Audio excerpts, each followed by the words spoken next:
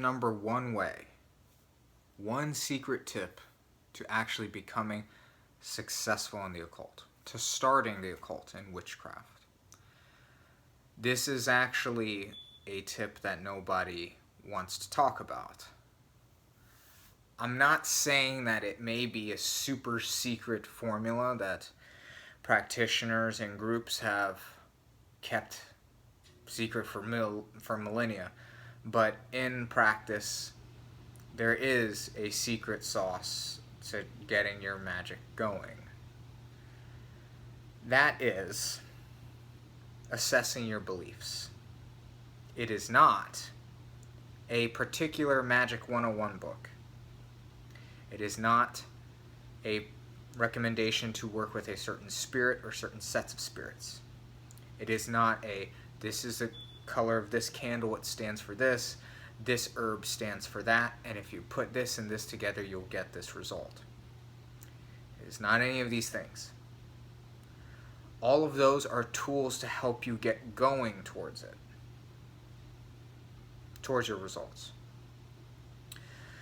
But not one of those things works in a manner of, if I put this ingredient with this mechanism and I do this meditation or this prayer or this incantation, then I will get the money I seek.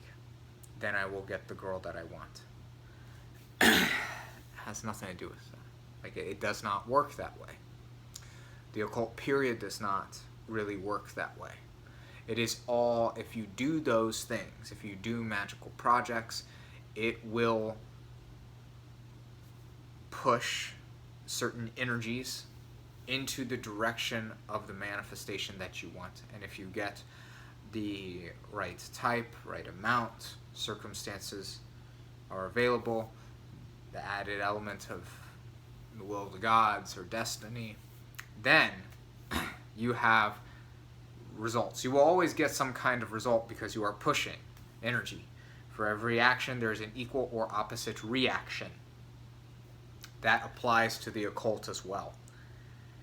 However, it is not always successful when you do magical projects, even when they come from very trusted sources. A lot of trusted sources, a lot of great books out there, 101 books, courses, what have you, they're simply tools to get you going, but the biggest factor is you. And the biggest part of you that is a factor of the occult is your mind. I am not saying that the occult and magic are completely mental. No. It starts here and it leads other places. I believe in an external component of the occult as well. It is the main source that I practice. Spirit magic. Let me see here. There are many practitioners out there that are practicing forms of the occult that they really don't believe in. They go to them because of reputation, because of what's available, because of lack of knowledge. I'll throw some examples out there. I've been a member of many different communities, so I'm not trying to bash any one of them, but I will point out their faults that I have examined when I'm in there. A lot of people will go to dark spirits thinking that they will bend the rules for them in order to get what they want. So much so that they will go to these dark entities without earnest. They say that they have a form of respect or devotion when they barely even know the spirit. But the primary sources that they've heard from them, they hear that they're bad. So whether they choose to profess that they believe they're bad or not, there's a piece of their subconscious that does fear them. And that will carry on into the ritual. Therefore, they're not getting the best results, and they may be taken advantage of by the spirit. Or the spirit just may not do a bang-up job. The spirit may not care. Then you have people that have to belong to a group. I've been a part of groups before. People think that when they are a part of a group, they are reaping a lot of benefits, which they can sometimes, because occult energies in the collective can be very powerful just being in the peripheral. However, they don't have a dedicated self-practice, so they become simply a troop and not a commander, let's say, in this regard. And I mean commander of the self. They're always following, and they don't really have a set of beliefs. I've seen this in many groups, actually, in conventions with members of groups, where there's people who've been members for a decade or more, and they have never really done anything mystical or occult-like on their own.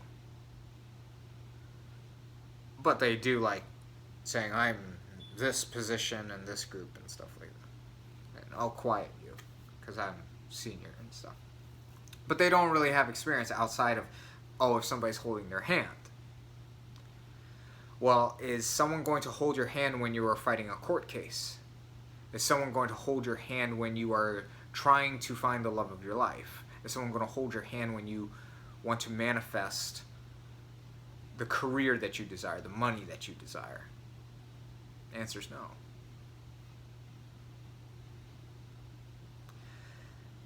There is a third. I'm not limiting to these three types, but I will say that I find these three to be the most prominent that I can think of right now.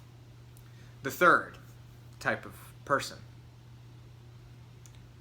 that does practice something that they do not believe in is the one who practices something that is accessible to them.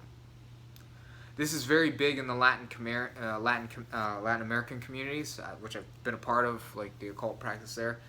There's many people that come from Mexico, especially, or they're of Mexican descent. And they get into Orisha worship because that is the most popular form of like botanica in neighborhoods that are of ethnic minorities, especially like around the urban centers that I've seen. I have been a part of Santeria. I got nothing but respect for those systems. But I do know that there's a lot of people in those systems simply because it was just what was available. And then they try to praise these spirits, but it's coming from a place of dishonesty. Not disrespect, but dishonesty. Leading to just very stagnant results. They never really get to know who are the gods of their own roots. And that is why things get kind of stagnant. I could go on about that. There are some people that need to practice in a way that is conducive to their beliefs. That's why a lot of people have success with Catholic saint magic. It's because their belief system is very apologetic. There are some that have a lot of success with LaVeyan type Satanism because they're very unapologetic. But all of this has to come and is conducive to your belief systems. Truth be told, if you follow a system that is not conducive to your belief systems, you may have lackluster results, may have nothing happen, or it may completely blow up in your face and you may have disastrous results. Find out, what do you believe about the universe? Do you believe in a male figure for the god? You don't have to. There's plenty of systems that don't recognize that. Do you believe in being a part of an organized group? There are plenty of systems for that. You think you can do it all on your own?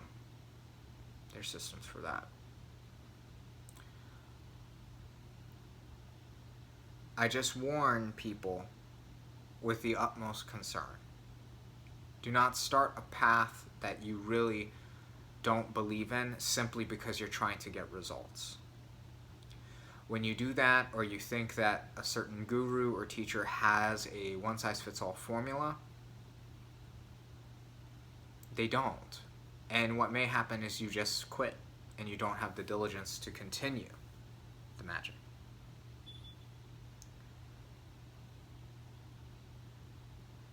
I would like to know what everyone's thoughts are. Please follow me on Instagram, on Facebook, and consider signing on to my Patreon, which I provide monthly ritual for. I'm available for consultations, rituals for hire. Hit up my Facebook for that. May that serve you well.